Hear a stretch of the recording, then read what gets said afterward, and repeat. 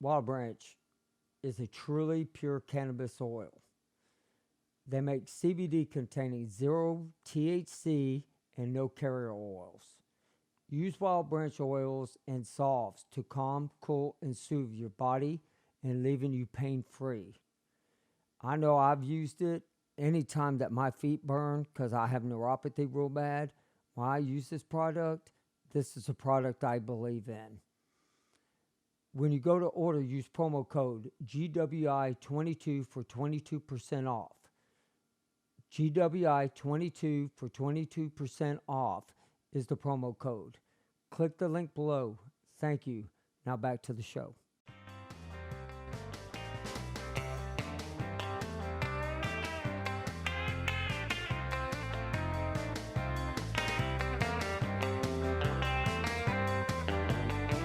Welcome to Go For Side Effects. I'm your host, Kevin Simon.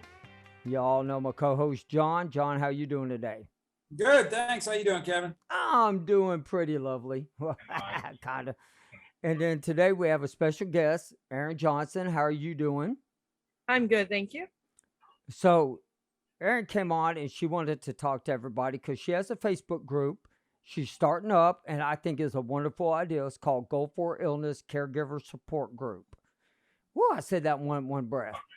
Her husband is a Go For veteran during Desert Storm, and she wants to come on and give her side about how she deals with the VA and what she deals with the VA and what it's like to deal with a veteran that can be a pain in the butt like myself.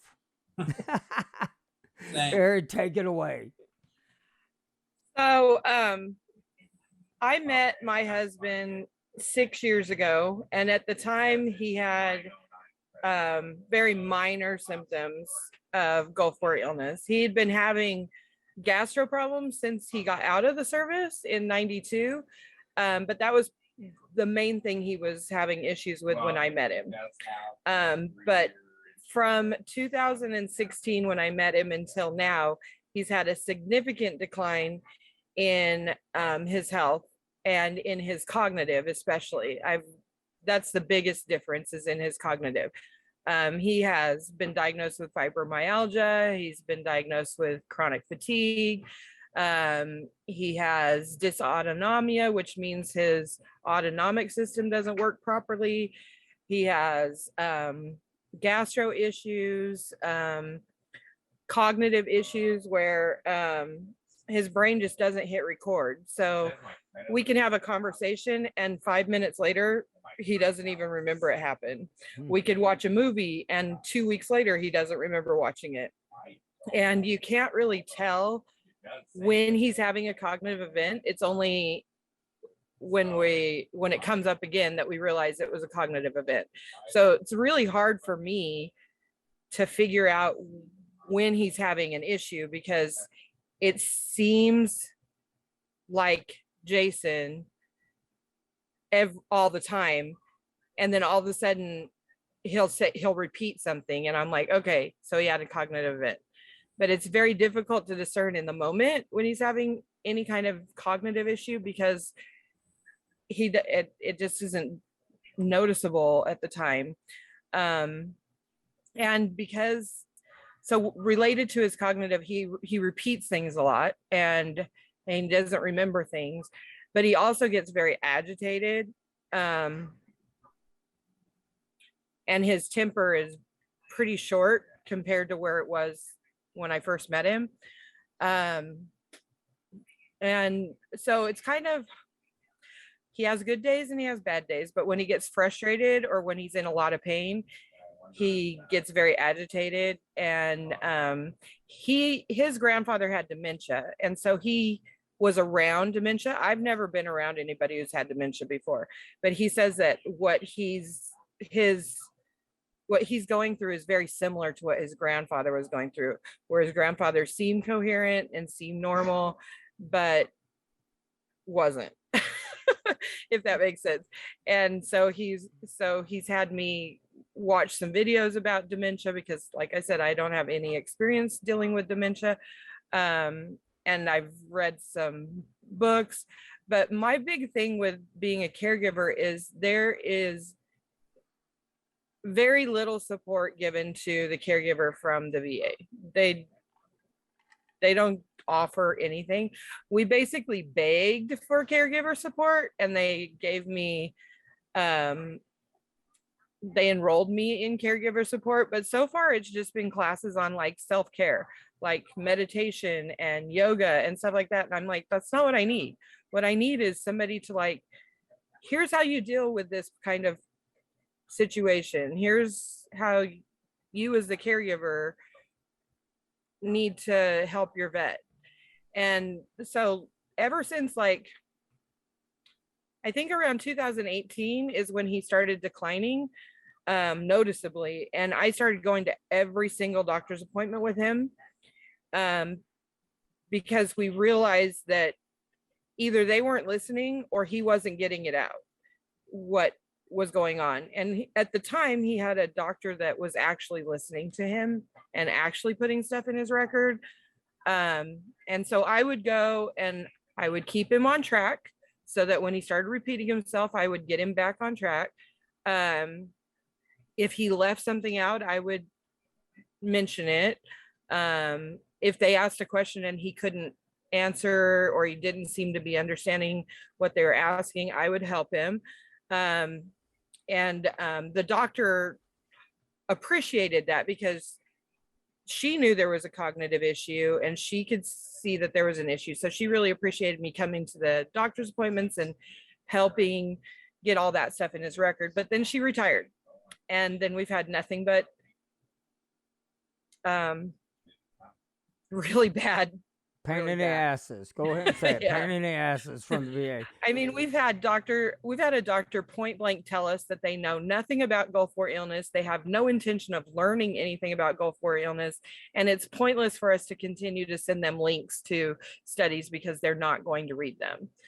I mean, that's just absurd to me that a doctor would tell you, I don't know what you have, and I have no interest in learning what you have. That's pretty closed off thought process. I don't get that at all. Yeah. Well, here's the thing that gets me though. I mean, John will tell you this is I haven't really. I brought my wife a couple of times to the VA, like to the heart doctor, which everything was fine there, certain things like that. But when it comes to certain things, there's no point of bringing your wife because they're going to tell you the same thing. Ours are nurse practitioners that aren't even licensed yet. And which great for them to go to school. But when you have a neurologist that says, I don't believe in Gulf War illness. Well, let me tell you, it's not an illness. It's a side effect. I caught this shit somewhere. I mean, it didn't just, crawl up and say one day and say, I'm going to get inside of you and just, bother you. I mean, every Gulf War vet has it. And that's the problem. Now, I know with your husband, because I've talked to him several times, I don't deal with the brain problems like he does. Do you, John? Yeah, I do struggle. I wouldn't say I struggle near to the effect that Jason does. I think all of us, as we've been on podcasts, we've all dropped our thoughts, and that's pretty normal. Or, just forget what it was you're going to do. Now, some people could joke aside and say, well, that's just age. Well, okay. Possibly, but yes, no, I do struggle with memory, and but I don't think I'm anywhere close to what Jason's struggles are at the moment. Right. And I think that's one of his main struggles is that because he doesn't realize when he's repeating himself, and he knows when he gets off track because he has a thought and he's trying to get it out, and then he goes off on a tangent because another thought comes in. And so I have to like redirect him back to his original thought a lot. But it's when he doesn't realize that he's he's like, and like you told me that 3 times already. He goes, really? I don't remember telling you at all. You told me several times. I'm aware. Do you hit him with the fly swatter? No. You know, that'd be one way somebody would do it. You know, you just never know these days. And they always blame it on his weight. Like he has a big belly, and they always blame it on his weight. They always say, oh, well, if you just lost whatever. Well, he lost at the beginning of COVID, he lost 50 pounds over about a 4 or 5 month period. And it actually made his symptoms a lot worse. Like his pain got worse, his gastro got worse. It actually made everything worse. And so he's just like, I am losing weight. I am eating healthy. I'm as active as I possibly can be, but I'm in a ton of pain. And so I can't do all the things you want me to do. And they just, that's their normal thing. Oh, it's just your weight. Just blame it on your weight.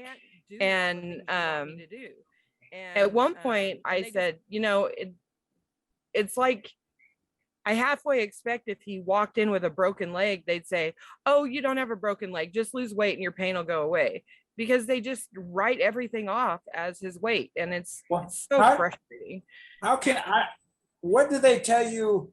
How can your cognitive, how can your thought process be affected by weight? Now, maybe there's some medical person listening that can answer that question, but have they ever given you a reason why? No, I think it's an easy out for them to blame his weight. And he actually got a risk in Palo Alto. And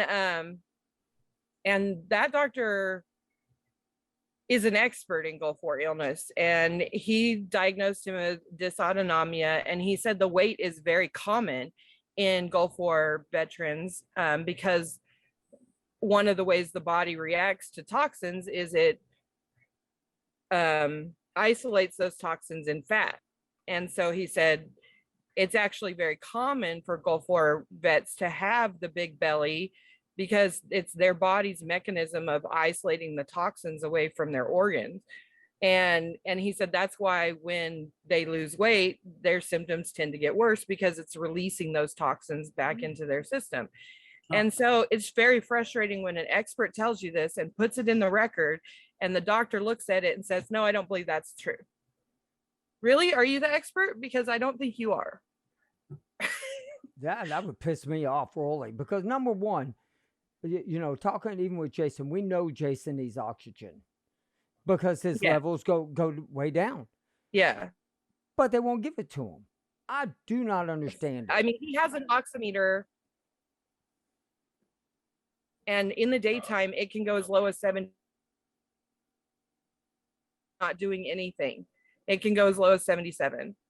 But they don't care about that because it's not their oximeter. And so they think there's something wrong with his oximeter. It's an oximeter. It's the same freaking thing that they have in their office. Right. And then overnight, his watch his watch is measuring the same as their machines. His watch monitors his oxygen as he sleeps. It doesn't do it during the day, but it does it during sleep. And at night, he will go down into the 80s fairly frequently. But they tell us that because it's intermittent, they can't treat it because it has to be constant. And I'm like, that's not true. If he was in your office, if he was in not the VA office, if he was in any other medical institute office and his oxygen was below 90, they would put him on oxygen right there and wouldn't let him leave until his oxygen levels were higher. But in the VA, it doesn't matter. Your oxygen can be in the 80s and they don't care. So I'm curious, Erin, on the webpage for the caregiver support, the other caregivers out there, what's the communication like or with them in respect to? Are you seeing a lot of the same things with the other caregivers notice about their veterans? Well, it's a brand new group, and I have I think I have like 10 followers right now. Okay. So it's just getting off the ground. But I had watched your show a couple weeks ago with the other caregiver lady whose husband had really bad PTSD. And I heard you guys say that somebody needs to create a group. And so I searched to see if she had done it, and I didn't see any groups on Facebook. So I decided to create it. And so it's brand new. I've posted a few things. But one of my problems is time, because I work full time. I own a business that I work part time. I have a teenage son that I'm trying to, help make sure that he does his schoolwork. Oh, teenage Right. boys are easy. and um, and then I'm also a caregiver. And so one of my things is I don't have a lot of time because I'm stretched. I'm hoping that I can get the group going so that, people will talk to each other and share, because that's kind of what I want, is for us to share our experiences. And like, even if we are having a bad day and we just need to vent, that we have a space to do that. Because like I'm in this house with my husband and my son 24/7. I work from home. My business is in my house. So I'm in this house with them 24/7. So cabin fever is a real thing. Yes. And sometimes I just go for a walk because I'm just like, okay, I gotta go take a walk, because I just have to get out and clear my mind, because I get frustrated with the VA. And when Jason is agitated, I get frustrated too, because our agitation feeds off each other. So if I'm agitated, he gets agitated, and then it just escalates and escalates.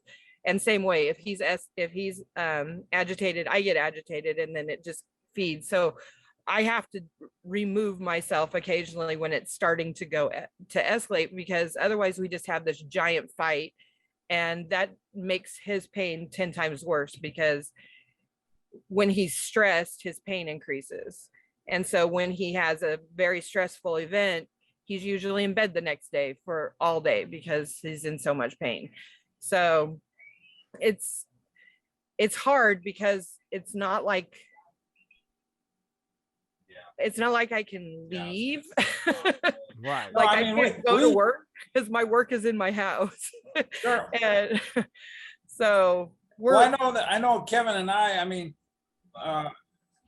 I ask my wife periodic questions a little bit, how she sees me, and, meaning in respect to the GWI. And so I asked you the question about, what kind of feedback, and understand it's a new platform, so it's going to take some time. I'm just, what are, if, this is going to be a loaded question. Concerning the VA, what would you say were some positive aspects of the VA, as far as through your eyes, that does solid things? So we've had a few good experiences. His neuroscience was amazing. He's the one that diagnosed him with the cognitive issues. He met with me separately because he tested Jason by himself. He didn't want me there so that they could get an accurate picture of his cognitive ability. Okay. And then after he met with Jason and did their tests and everything, then he met with me individually and asked me a bunch of questions so that they could add my experiences and my observations into their diagnosis.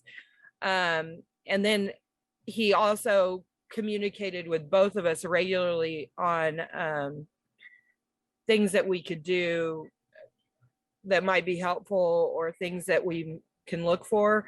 So his neuropsych was amazing. I really liked him.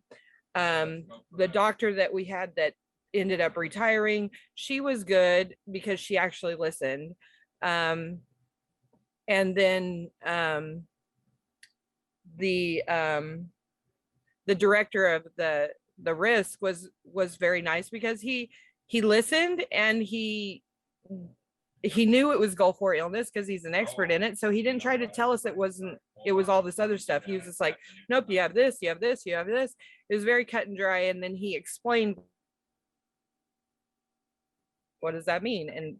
And so he explained what some of that stuff meant. And so those were 3 experiences that I can think off the top of my head that we had with the VA that was very positive, out of the few that Right. Like I said, I knew it was a loaded question. Now, I do know this. I know this with even talking to Jason, and even you tell me. Y'all ended up calling the White House hotline to talk to all of them. Y'all called the White House and everything, and tried to get some information and stuff. So, sorry.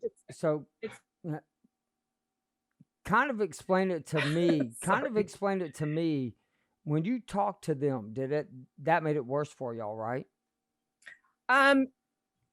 Well, in one respect it made it worse, but in a bunch of other respects it actually made it better. So Jason has actually called the White House hotline several times. I've called them once. And called the White House. One time they got expedited as a result, him into community care as a result of the White House. So some positive things came out of it, but his doctor that we complained about with the White House hotline turned Jason over to the bad vet board and said he was aggressive and hostile and all this crap. And I told Jason, I said, you need to fight that, because that's retaliation, because they're doing that just because we called the White House on him. Because he's not, 99% of his appointments are video. They're not in person. So, So what is he going to do? for Throw a them to damn say he's computer at him? aggressive, I missed the question. I'm sorry. No, so what do they think? They're going to throw a computer at him or something? Yeah. So an aggressive, them lots of emails because they're supposed to respond within 3 days, but Right. a lot of times they don't. It shows that they read it and they don't respond. And he's talking about serious issues, like he's talking about his oxygen. He's talking about he was on a medication for 3 years by them that was having known side effects, and he was having those side effects, and they were writing it off as weight. They were telling him it was his weight, and then he had to beg to get off that medication. They wouldn't let him. It was so ridiculous. But yeah. So when I called the White House hotline, I told her my experience as an observer. And I said, at one point in my life, I was on public health care, and never in my life have I the quality of care. Never. Doctors that prescribe me the correct medication. If I'm having a side effect, they take me off immediately and give me something else. And I've had side effects to medication, but I haven't had to fight them for 3 years to get the correct medication. I've never had any doctor tell me that any health issue I'm having is because of my weight, and I'm overweight, but they don't tell me that. They tell me, oh, well, you need to cut sodium out of your diet. Okay. They don't say, well, that's not what they tell you. This patient. And so I told the White House hotline, I said, based on all of the observations I've had of his appointments with various providers, the VA quality of care is, in my opinion, worse than a third world country having a I think they get better care than the vets at the VA do. But it's true. I mean, and on top of that, like in Houston does good. I know Iowa does good. It's in certain areas, which I don't understand. But I literally had my neurologist. He was about to graduate school. Woo!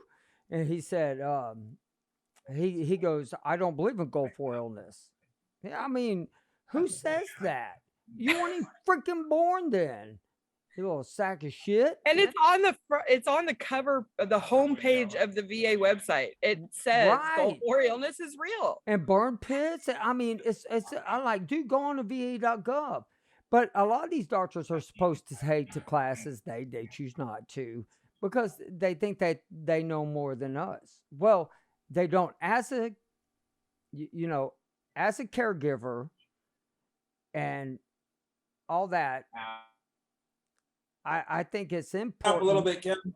Yeah, I'm sorry we're having a little bit of technical issues. Everybody, stuff's going on Okay. in Texas. It's just crazy, with the heat and everything. But with the caregiver group, I believe that more people should join your group that are spouses, that Mhm. are brothers, that are sisters, that are mom and dads, so y'all can all start compiling a list and give each other ideas on what to do. I wouldn't call the White House anymore. I'd walk Yeah, I'm my not going to because I, we've already done all of our complaints and they can't do anything else for us. I'd walk my ass right down to that. That's what I did. I went to my congressman. I showed them everything. Man, she got on the phone 15 minutes later. I had everything documented. I can say that I would have to concur with Kevin. In my experience, unfortunately, sometimes a political group, be it Congress or Senate, that's kind of the road or the doors you got to knock on. I'm not saying it's always effective. Listen to, you would think that most of them would listen to a veteran that has complaints because people want to say, well, we're all for the vets. Well, push comes to shove. Is that true? Or is it you just telling what the microphone wants to hear you say that particular day? Yeah, and we've tried reaching out to different Congress people and different state people, and either they don't return your call at all, or they give you some intern that just takes notes and says, okay, we'll pass it up, and nothing ever happened. Well, see, Um, that's when you walk into their office because there's an office close by you. I'm telling you, and almost in every county has one. If you walk into their office, you bring the file, you sit down with him. And the congressman won't be there, but you want to say, I want to know who's in charge of the veterans. yeah. I guess a veteran liaison, whatever they call themselves, inside the Senate and everything or Congress, and you sit down and talk with them, tell them everything that's going on. Yeah, I mean, you physically, literally have to walk up there and talk to them. It's stupid. Yeah, he talked to one vet liaison. I forget which office it was for, but or which politician it was for. But she talked to him for a long time, several times, and everything we were telling her, she goes, I've heard this all before. I've heard it dozens of times. This is common. What you guys are telling me is common. And then And we're change like, it. then change it. Then do something about it. See, that's what pisses me. Oh yeah, this is common, but yet I'm fighting for the vets. They ain't fighting for the damn vets. They get in there and make millions of dollars and everything. But which is group? Because I'm telling everybody right now, September, I'm gonna go in there and I'm gonna be with a whole bunch of congressmen, state representatives. I'm having breakfast. I was invited to. Me, them, we're gonna have a conversation. I mean, we are. I mean, I already have it all planned out. I'm not going to be rude. I'm just going to be like, what can we do for the vets, especially the ones that don't live in Iowa or Houston? Because Houston, I'll be honest with you, you pull up there, they open the car door for you, you step out, they give you a ticket, they drive your car away. Do y'all have that? Houston does it. You walk in, you're in 15 to 20 minutes at the most of your appointments. I mean, I haven't had that bad of an experience. My primary care physician is awesome. I mean, but there's a few of them, and mine, the main doctor over the neurologist, if I send a message out, I get a response within 12 hours on all my stuff. And let me tell you, when I had COVID, hell, I heard from my damn doctor almost every day. Ah, that's nice. Now there's what's it called? A CBAC? Is that the small office? Oh, CBOC. Yeah, CBOT. Okay, so there's one of those in Salem. But otherwise the closest is in Portland, which is where we used to live. And so for a lot of things he has to go to Portland. Well, he did before he was on community care. And Portland, you drive in and you park. If they're full, it's hard to find a parking space because they have limited parking, but you go in and it doesn't matter what we went in for, whether it was for one of his scans or whether it was for one of the specialists or whatever, you always have to wait. Always. Hey, Erin, I got a question. I already know the answer, but for the viewers out there, for the caregivers that don't necessarily understand, you used care in the community. Why? I know what it is. You know what it is, but why don't you explain to those who don't understand what care in the community is? So usually they have to get all their treatment, all their visits and everything through the VA, either through the main hospital or through one of the little satellite clinics. But with community care, they are allowed to go out into private care. They have to go to a approved provider, but they are at least in. So like Jason got approved to go into the same healthcare that I'm in, which is not VA. It's local. And but originally it was 100% community care. Now he's on every visit has to be approved before he goes, which is stupid. Yes. But so he has a private PCP now, and that PCP is not really familiar with Gulf War illness, but she was willing to learn. She said, send over some documentation and she'll read it. So, and she told us that, I mean, she listened to him and she listened to me the whole first visit. And she said, okay, this is what I think the next step is. If you want to send me over some studies, I'll be happy to read it so I understand more. But this sounds to me like it's going to require some specialists and it's going to require a lot of time. And Jason has been telling the VA, every provider he's had, that he's not looking for a cure because he knows there is no cure. He's just looking for somebody to make his life more livable and to listen to him, because a lot of the things that he has can be at least mitigated with, I don't know, supplements or nutraceuticals, different treatments, but they just like, and that's what his doctors keep telling us in the VA. Well, there is no cure. You can't expect a cure. And he's like, I've never asked for a cure. I've just asked for you guys to help me with my symptoms so that I can live my life. See, and what I tell them is I want the damn cure. I do. Hey, you know, my doctor's like, yeah, well, this one, I kid you not, the neurologist told me on one of the visits, well, Mr. Simon, sometimes the nerves will heal themselves, and sometimes the nerves won't heal themselves. So, you know, it's just one of them. It's a 50-50 chance. I'm like, well, what the hell does that mean? I don't want a 50-50 chance. And so it's progressively getting worse and worse.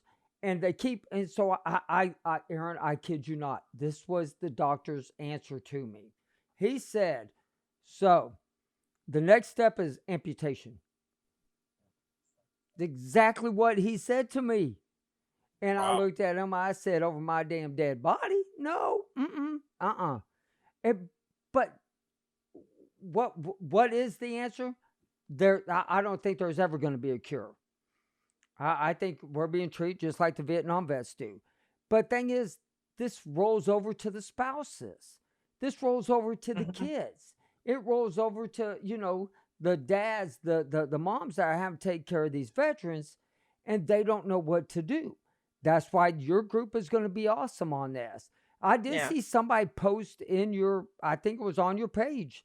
Somebody was like, you know, does anybody else having problems with the VA? I got what it was. I linked her to watch this. I was like, As a spouse, which I'm, I I'll speak for my wife since she's not here, but it's it's hard. It is hard for a spouse to hear you bitch about your feet every day. We're talking about going to Disney. Well, guess Kevin ain't gonna walk Disney. Kevin's gonna be on a little scooter. I want a damn horn so I can honk. But I mean, it's sad. I'm 51 years Went to old. Disneyland I'm 51. I should be able was, to right walk. before COVID. Jason didn't want the little cart, and my feet were hurting so bad after Disneyland that I was like, well, I'm getting the cart. So I got the cart at Universal, and he ended up driving it most of the time and honking the little. Oh my God. But I know I'm making light of it, but people out there with neurological problems, even if it isn't neuropathy, even people that are having brain trauma, and tremors or fibromyalgia or chronic fatigue, you can't walk that long distance Mm-mm. at the age of 50. And I mean, it isn't just 50s. It's guys that went to the Iraqi war in the Gulf War. And I had a guy ask me today, he said, is this group only for Desert Storm? No, it's not for Desert Storm. Yeah, I mean, this is where it started. Desert Storm started. But the Yeah. Gulf War, it still has not ended, guys. Yeah, it's still going on. And those vets are still having the same problems that you guys are. Right. So It Aaron, hasn't changed. is Jason able to move about on his own freely, or does he need the assistance of A cane or something to walk. help him walk or to get about? He can, if he's in a lot of pain, he has to hold on to stuff to walk around. Okay. But on a normal day, he doesn't need help. We're not at that point yet.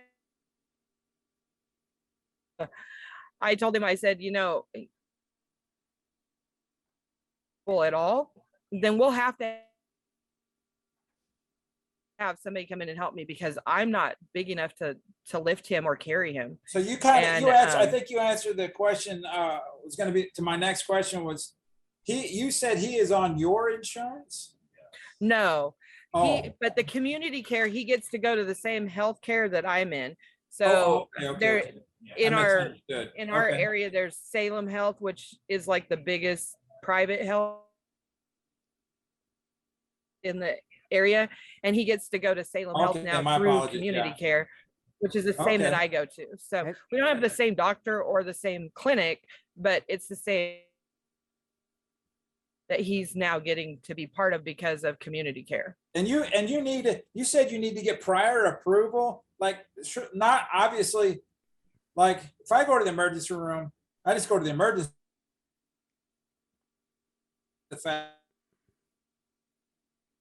room. Then we have to, and I actually talked to somebody and I said, Champ VA sends out about a gazillion bits of information and so on and so forth. And I was kind of scratching my head and I was like, go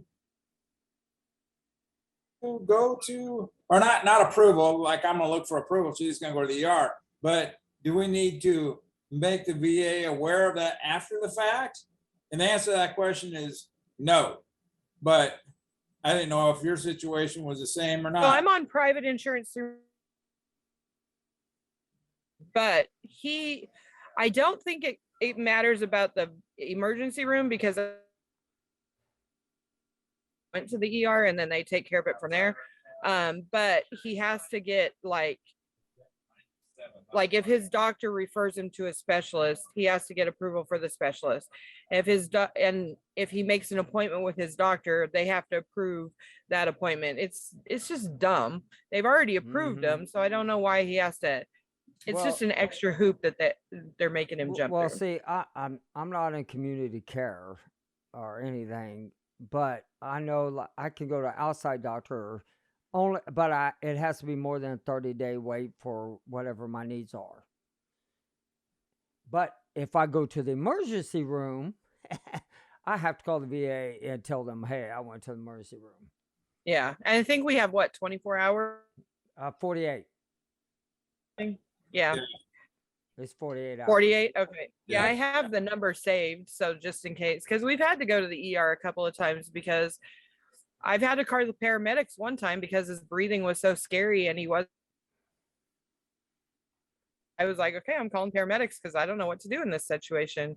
And by the time the paramedics got there, he was coming to, and he was just like, why'd you call paramedics? And I'm like, you weren't responding and your breathing was kind of crazy.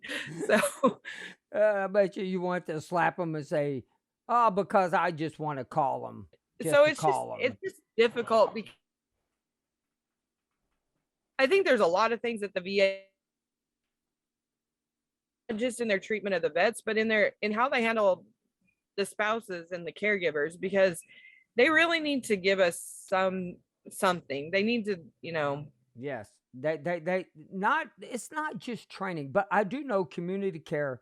A lot of that changes in October. There's a lot of good Yeah. changes coming, and so which I don't know 100% on all that, but I know we're gonna get to it probably around September to let everybody know about. Yeah, they told me that there was some class opening up for his era in October for me to go to. back in. And I'm hoping that's like more detailed, like, okay, this is symptoms you need to be aware of. Because one of our biggest worries is a lot of his symptoms, a lot of his, like his low oxygen and his dysautonomia are make him at risk for heart attack and stroke. And so I've picked the brains of a couple, medical personnel and asked them, what do I need to look for as a caregiver to know when to call 911 if I need to, because I don't know what to look for.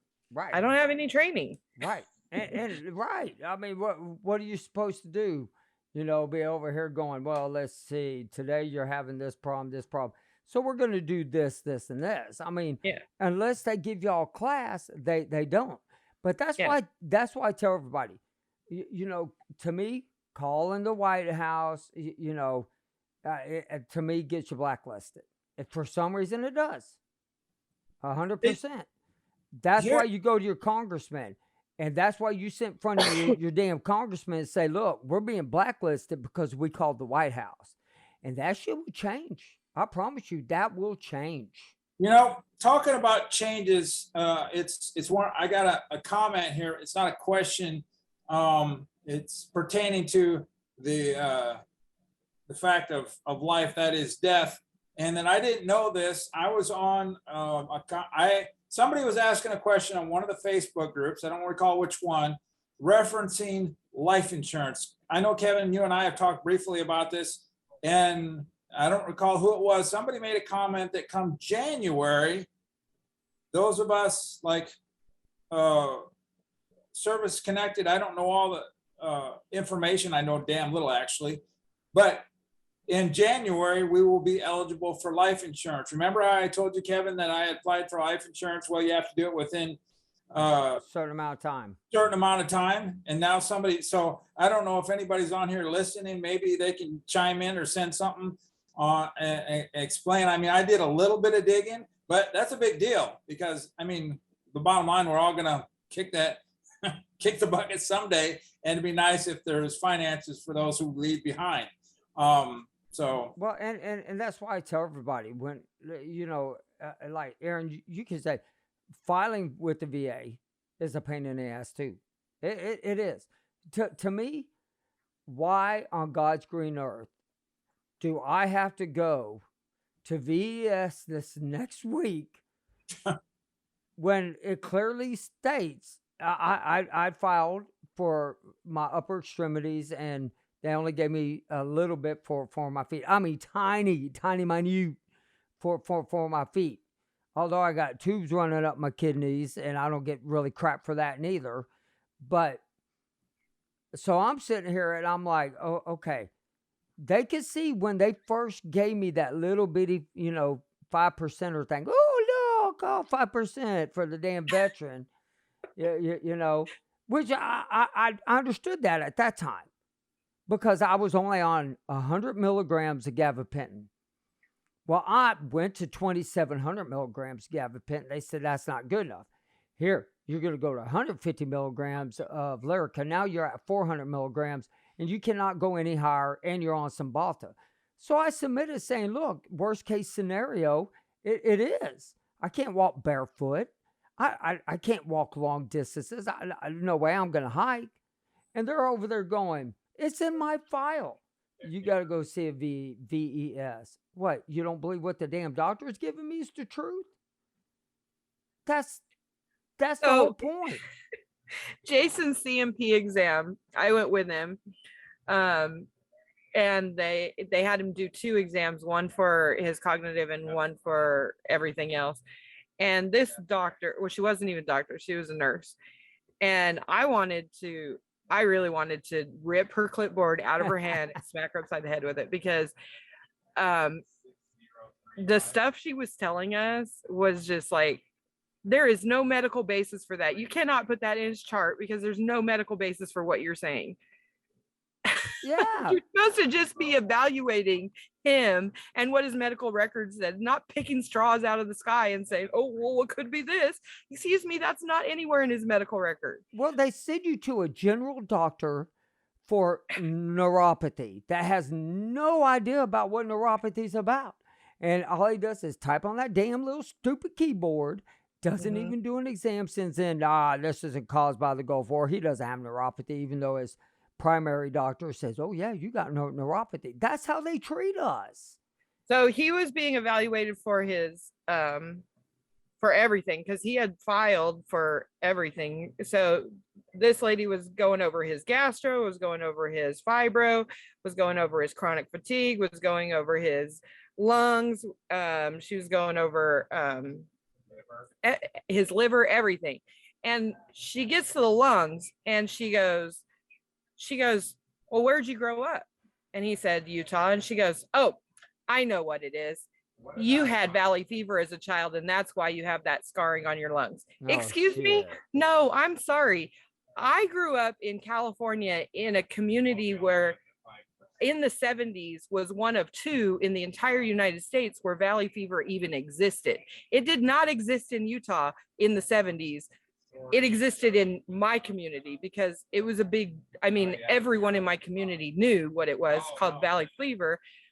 Now it's spread quite over a big distance in the US, but at the time in the 70s when I was growing up, it was only in Kern County in California and in a small little area in Pennsylvania. And she tried to say, she put it in his record that he must have had valley fever as a child in Utah. It wasn't in Utah in the 70s. And I was like, are you freaking kidding me? And there's a very easy test to prove whether or not you've ever had valley fever. They have an antibody test, and you have those antibodies for life once you've had it. She should have given him the test if she wanted to prove that he had valley fever. And I guarantee you, he would have been negative because it didn't exist in Utah in the 70s.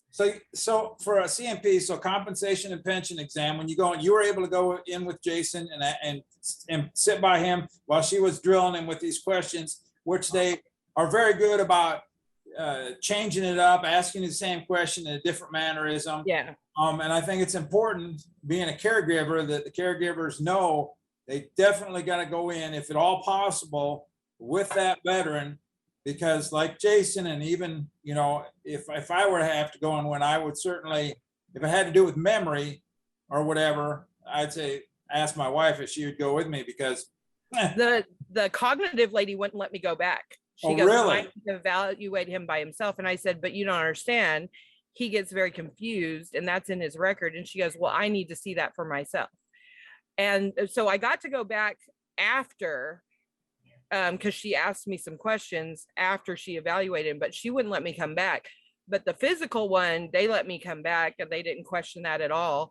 But when she brought up valley fever, I was just like, excuse me? See, what? That's the problem. That's the problem the caregivers are having. The caregivers are like, okay, so where is our place in this? We have to live with these buttholes. All men are buttholes, and but there's also women who served with us that are buttholes too. But anyway, I'm sorry if anybody from my ship listening. I'm just kidding. But anyway, but it is true that y'all are the ones that have to take care of them, care of us. Well, and see, in the VA's eyes, I'm not an official caregiver because he's not rated as needing a caregiver yet. But in reality, I am his caregiver because I help him with everything. Yes, and that's what kills me right there. Is, well, I mean, it's not like you have to roll him over into bed right now or have to roll him back over. Like, you know what? You have this man fall down, and you got to pick his ass up. You come to the Well, house and and do he's that. passed out on top of me before. Like he passed out. It was only like for a couple of seconds, but he passed out on top of me, and I had to get him off of me. So what is the, do you know, because I don't know the answer to this question, what as far as you said evaluate or whatever as a caregiver, what thresholds need to be met in order for somebody to be looked at as a caregiver? I mean, I don't know, because his doctor, the latest doctor, was just like, well, you're not officially his caregiver because he doesn't require that level of care. And I'm just like, that doesn't mean I'm not his caregiver. I help him with his cognitive. His cognitive's his biggest obstacle right now. That is oxygen, because he whenever he talks to anyone, he loses track of what he's trying to say. He repeats himself, and so people get frustrated and they're just like, okay, whatever. So when he calls customer service, I usually have to help. When he talks to his attorney, I have to help. When he talks to anybody, I have to help him, because otherwise the message doesn't get across, because it gets buried in tangents and repeating himself constantly. And so the actual thing he's trying to convey never gets across. And when he's talking to his doctors, I have to do the same thing. I have to keep him on track and prompt him of things that he, so before we have any kind of meeting with his attorney, meeting with anybody at in any kind of care position, we have to go over in advance what we're going to talk about, so that I know when I need to prompt him, or because he hasn't hit all the points yet. So I'm like, okay, remember, we need to talk about this. And so we go over it in advance. This is what we need to talk about today. Okay, so I can help him, because otherwise the message gets lost and it doesn't get across. But what I think is funny is when they sit there and say, well, you're not a caregiver yet. All wives are freaking caregivers. I don't give a crap what anybody says. I may lose a couple listeners over this, but all wives are caregivers. They tell us what to do, when to do, and how to do it. I mean, it's just true. I mean, it is. I mean, when, like, if I looked at my wife, I'll be like, man, my chest ain't feeling good. She'll, that was one indication. Like, you're going to the doctor. Well, why? Why in the hell am I going to the doctor? All I said, it could be indigestion. It don't matter. You're good. But that's what wives do. Yeah. They are caregivers. Now, I may get some brownie points over this and everything, but hey, every once in a while you got to get brownie points. But it is true. Caregivers are not thanked enough, and the VA needs to. The VA needs to have the spouses trained on what to do. Even if you're a husband or a wife or a kid, they need to have proper. I mean, it's not going to be a 6-hour course. It'd be a 3-month course for what some of these guys are going through. Well, and even if they just like gave us some kind of support, like where we could call in and say, hey, he's dealing with this right now. What do I need to know to help him with this? Because, it's just frustrating, because that's one of the things I told the lady that signed me up for the caregiver class. I was just like, I wish you guys had like a line where we could call after hours, because that's when most things happen, is at night and on the weekends. It doesn't happen 8 to 5. But there's like no line you can call. You can call the suicide hotline, but they're not going to help you. And they're like, well, just call the hotline number. No, they're not going to help you because it's not a suicide thing. It's a health thing. There is no health line. Like I can call my doctor's office after hours and talk to a nurse. You guys can't. There is no nurse line for the VA. Oh, that's true. I didn't even think about that. That's very true. Now, hold on. I gotta disagree on this one. Tell 'cause us.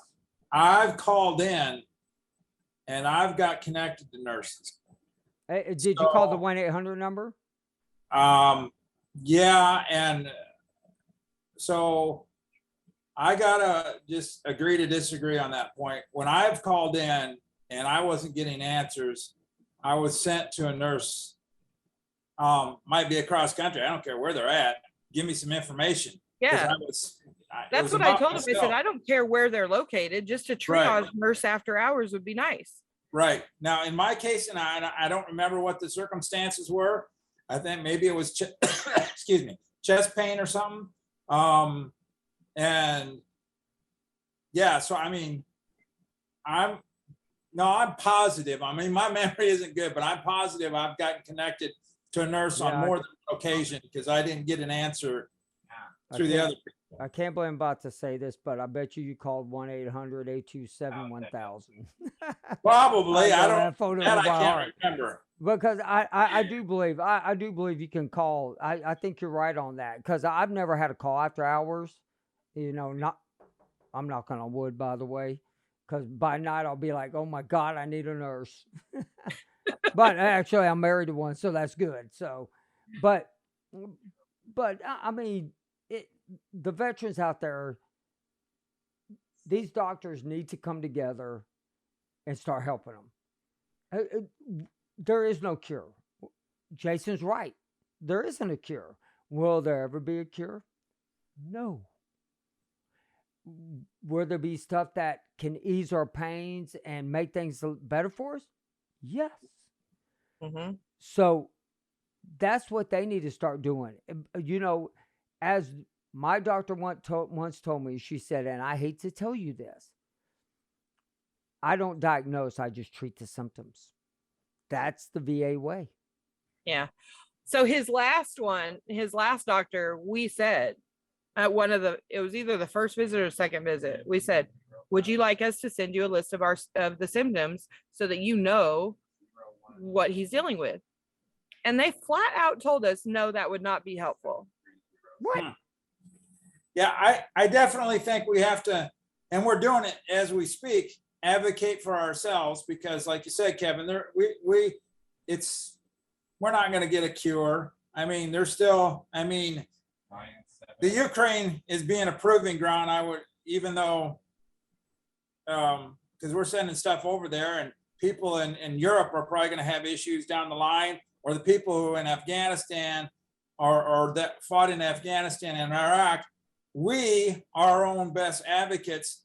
And we've talked about how the doctors, they don't know, and I don't necessarily blame them, but to sit there for a doctor to tell me, no, don't send me information because it's not going to help. How could it not help? If you don't know, ask, seek to understand is what we were always told in the military. Figure it out, because no isn't an answer. I mean, yes, no is a complete answer, but no is a cop-out. How can I help you? What can I do for you? What are your symptoms? If I can't cure it, like you said, Kevin, at least maybe we can Band-Aid it. But advocate for ourselves. Could you imagine Denise Nichols walking in a hospital and they say, we don't need your information? Denise would be like, shit, sit down. Let me tell you what this is going to be like. It's true. I mean, that's one thing that's really good about Denise is she don't put up with it. Like, I know for a fact Denise would prep her own operations before it happens. It's just true. And I love Denise for that because she's got the knowledge. Yeah. And that's why a lot of people look towards Denise and say and ask for help. And I know Jason talks to Denise all the time. Well, I talk to Denise all the time. Yeah. And I know you've talked to her. But really, on the most serious note of it all is the caregiver group. That's what this show today is about.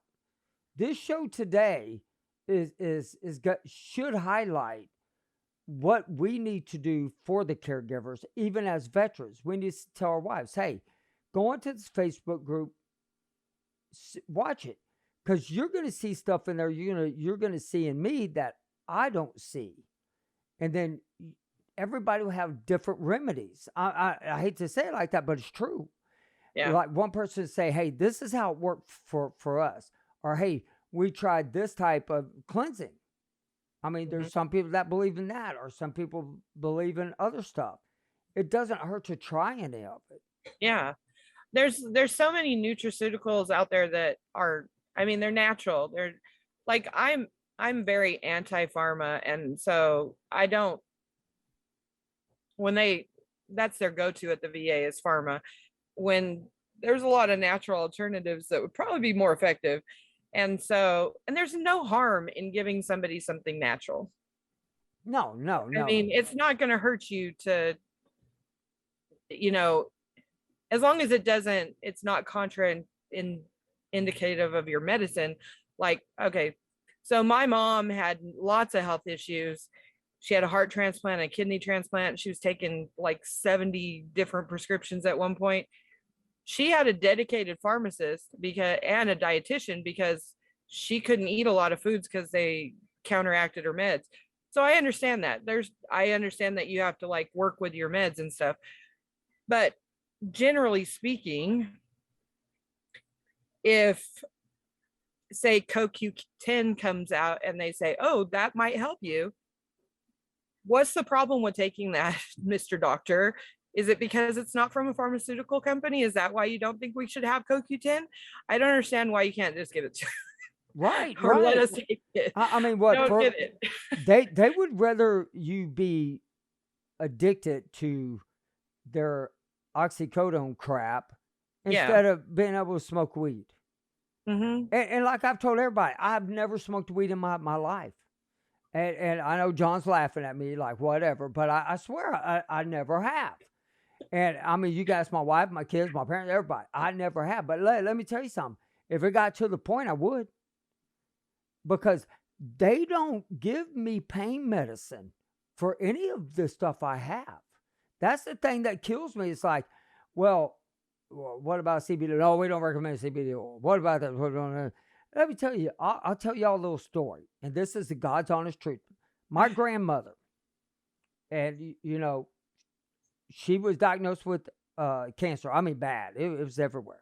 She looked at that doctor, and that doctor gave her like 6 months to live. She pretty much looked at that doctor, shook his hand, and said, I'm going home and drink green tea, and I'll be just fine. 10 years later, she lived. Because it was in her mind that, hey, this works. And that's another thing I'm with the veterans and the spouses is it is a mindset thing. It is, hey, you know what? You have to be positive.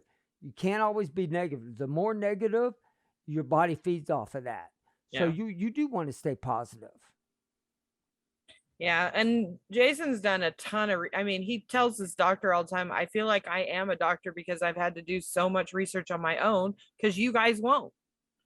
Yeah. And so he's researched so much stuff, and he'll tell me all the time, oh, look at this study and look at this study. And I'm like, it's crazy that he's in pain. He's having all these issues and he has to do his own research because his doctors won't. Yeah, we definitely have. It's definitely mind over matter. And like I was saying a few moments ago, we definitely have to self-advocate. And what's the problem of the day? What is the worst problem of the day? And is it consistent? Okay. And then you research and talk to other fellow vets and what's working for you. I'll give it a shot. What else do I got to lose? Or you can pump your body full of the medications that the doctors that don't really know are just spitballing.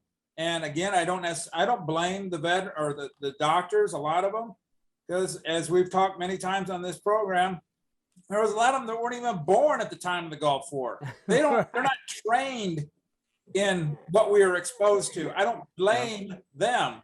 Just all they can do is treat the symptoms by how they were trained. We give them the information, they do with it, and we either accept it or don't. Right. You know? Yeah. Erin, do you have anything else you would like to add? No, just I really hope the group takes off so that a bunch of us support or a bunch of us caregivers can just, give each other tips. And I named it the Gulf War Illness Caregiver Support Group, but I have at least one person in there whose husband's a Vietnam vet. Because I was like, it doesn't matter to me what era or what war your vet's from. If you're a caregiver, you could give us some tips. I mean, we can form a community and help each other out because Lord knows we're not getting that help from the VA. That's a great point. I mean, I don't care if it was from 1950 all the way up to 2022. Any veteran that serves they should be in this caregiver group. Yeah, they really should be. Any Camp Lejeune, all of them. I mean, Camp Lejeune has a lot of great people inside there. I mean, when we did that show, that that was very yeah, that pissed me off. Ooh, man, y'all, that pissed me off. I don't even want to get started with that. John, do you have anything? No, I just appreciate what you're doing, Erin, with the Facebook group. Appreciate you coming on. I can only, I'm one of the veterans. I know, my wife does amazing things for me. And I appreciate, and I think getting the perspective as you, the caregiver, to us, the veterans, we can only but imagine how you view us. And we know it gets frustrating because you might ask what's wrong. And we, the veterans, oftentimes will get tired of answering the same question. It might be the same thing, but you're asking because you're not a mind reader. You know us and you love us, but we appreciate what you as caregivers are doing. And specifically, Erin, thank you for opening up that Facebook page. I'm sure that'll be a great value to the people out there. And thank you so much. And I would love for each and every person, go to the Facebook group. I don't care what area you fought in. Gulf War Illness Caregiver Support Group. It's important. And I think all veteran groups, I posted it everywhere today if you didn't notice that. But it needs to have a bigger following. And even the veterans, if you want to tap into it and go in there and stuff, post stuff about the caregivers. Let's don't post about our stuff. Let it be about them and don't overload it. And everybody go in and just have your spouses do this. I think it's important. Yeah. But I want to thank you, Erin, so much for coming on to the program. Heck, I learned a lot. I learned a lot today. I really appreciate you. Well, thank you so much. And John, I want you to have a great night. Erin, have a great night. And everybody listening, thank you for listening to the podcast. Yep. Thank you, everyone. Thank you, guys. All right. Y'all have a great night. All right. Thank you for listening to Go For Side Effects. If you have any stories you would like to share or just have any comments or questions, please email me at kevinsimon@goforsideeffects.com. Just to let all of our listeners know, we have opened an online store. All proceeds will go to helping veterans connect. The link will be in the description below.